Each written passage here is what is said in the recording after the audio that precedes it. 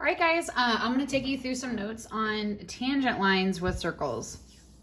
Now, last year in geometry, it would have been in the springtime when you guys did the circles unit, when you talked about circumference and area, the secant lines, the chords, radius, diameter, all those different things right before you get into two-dimensional area, and then you guys did surface area and volume.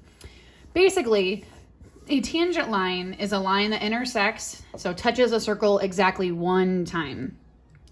So this right here, this blue line, would represent a tangent line because it touches exactly once. And by definition, that line will always be perpendicular to the radius. If it's not, it is not a true tangent line. So that's the key factor there. So perpendicular meaning 90 degrees, and then that it's going to create opposite reciprocal slope. So the slope of this radius better be the opposite reciprocal slope of the blue one. So here, I'm just, as an example, if I had this circle here and I said draw in 4, that's one. Anywhere you wanted really is all you had to do. And then draw in at that specific. So like this circle has infinitely many tangent lines, but if I'm saying through a specific point, there's only one. There's only one that you could draw. So now we're going to get into the actual examples here. So here's the first one. So what is the tangent line for this particular circle at that point?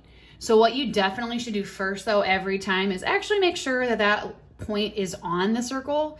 So like plugging in -5 for x, 0 for y, actually making sure that does in fact equal 25, which it does in this case. And then what you want to do is also you're going to, early on, it will definitely help you to have a visual aid to go with this. So graph this circle at the origin, that's where the center is.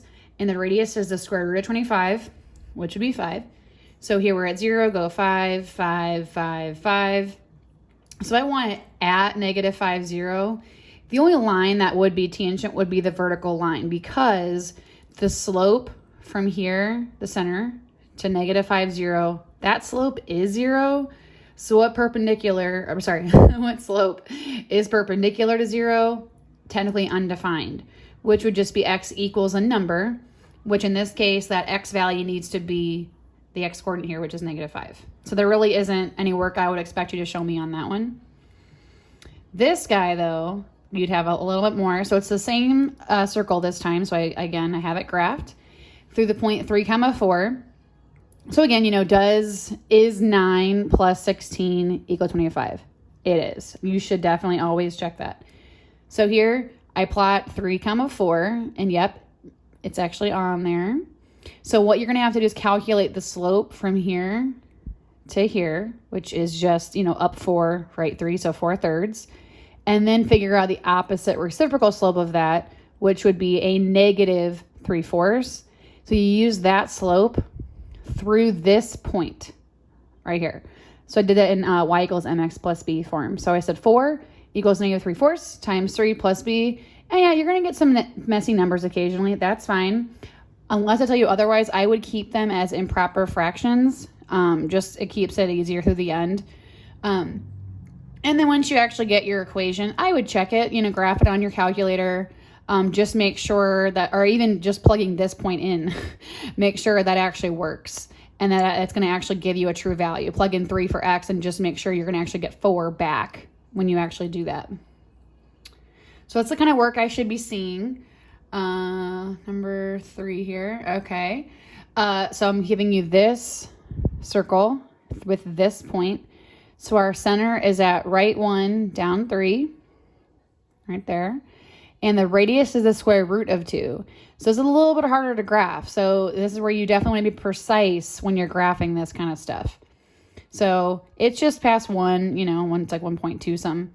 So I just made a rough little sketch, but plug the 2 in for x, plug the -4 in for y, and make sure it actually does work out.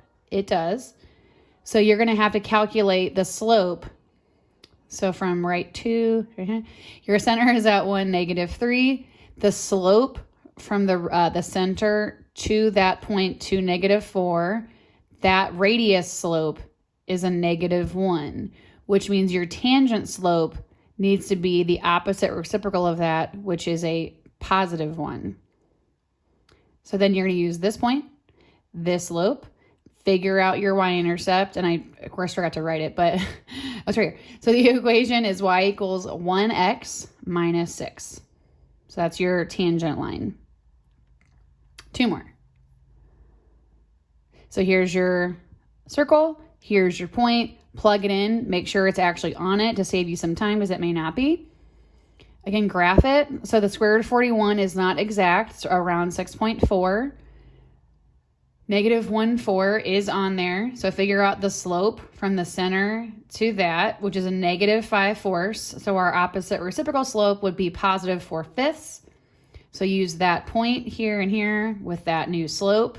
Figure out your y-intercept, which was, you can either use the mixed number, the improper fraction, or the decimal, as long as it wasn't an irrational number. I don't want like 0.3, if it was like a third or something. So just keep it in mind. That's a usual rule. And the last one right here. Here's our circle equation. Here's our center. I didn't even graph it, because you don't have to unless I tell you otherwise. It just helps you, especially early on, to get a visual aid of kind of what's going on. But if we're at negative 1, 0, so you could just algebraically find the slope, and that's what I wanted to show you guys here. So you don't have to graph it, but I will always encourage you to graph it.